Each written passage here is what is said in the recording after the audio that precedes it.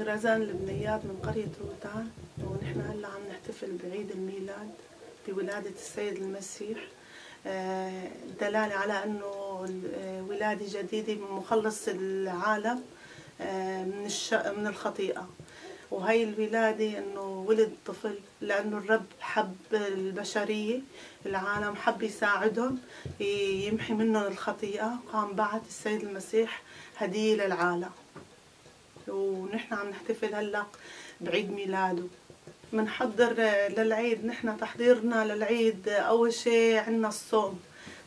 في عالم بيصوموا 50 يوم وفي عالم 10 ايام. اللي ما يقدر يصوم 50 يوم في من 15 الشهر كانون الاول بيصوموا ل 25 ليوم العيد عن الزفر.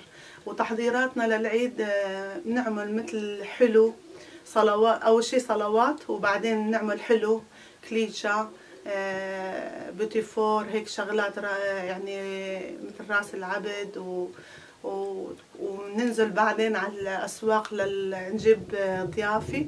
وبعدين كمان بنحضر لاولادنا ثياب العيد، ثياب جديده. وفي عنا احتفالات مثل كرنفال تبع باب نوئيل. في مثلا اللي بيسجل لابنه مثلا عند باب نوئيل بيوزع هدايا، بيفوت على البيوت بيزورهم، منهم بيتصور معاهم، ومنهم بيقدسوا البيت، وبيعطي الطفل هدية رمز للسيد المسيح. يوم الرب عطانا هدية للسيد المسيح. هالهدية بترمز لميلاد السيد المسيح. كمان في عنا نحن هون منزين، عنا شجرة، كل بيت فيه شجرة عيد ميلاد منحضر منزينها. مين اللي بيسبق الثاني لتزيين الشجرة أحلى. عنا المغارة كمان بترمز لبيت بيت يسوع اللي اتولد فيها. هي مثل عبارة عن مغارة.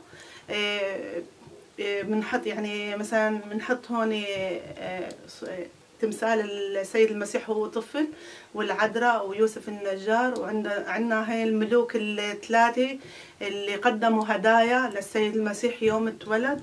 وفي عندنا هون الرعيين كمان عم بيباركوا العذراء بالولادة السيد المسيح. وفي عندنا نجمة كمان بنحطها فوق المغارة، لأنه هاي النجمة بتدل على إنه ولادة السيد المسيح.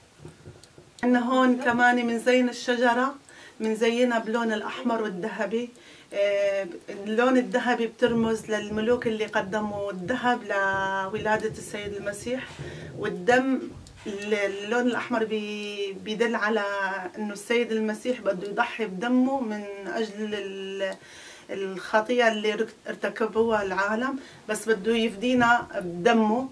لهيك بترمز اللون الأحمر بالشجرة. والشجرة بترمز لراس السنة. عندنا هون بعد العيد العالم بتدور يعني كرنفال، بتصير كرنفالات وبتحتفل بالعيد. وبعد العيد بتحضر أكل لراس السنة مثل كبة، أقراص نعناع، ورق عنيب، بهالشغلات ومكسرات.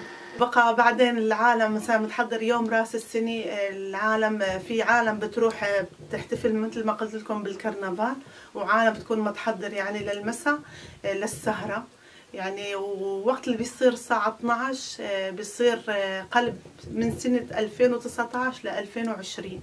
هي رمز انه بقى بيقوسوا بالفتاش طلقات نارية، يعني هي احتفالا انه تركنا سنة قديمة ودخلنا بسنة جديدة، انه يعني ان شاء الله بيجي سنة جديدة احسن من السنة اللي مضت علينا. من هيك بيحتفلوا بالسنة الجديدة. وبعدين بيتابعوا الاحتفالية لتاني يوم، وتاني يوم في صلوات بالكنيسة.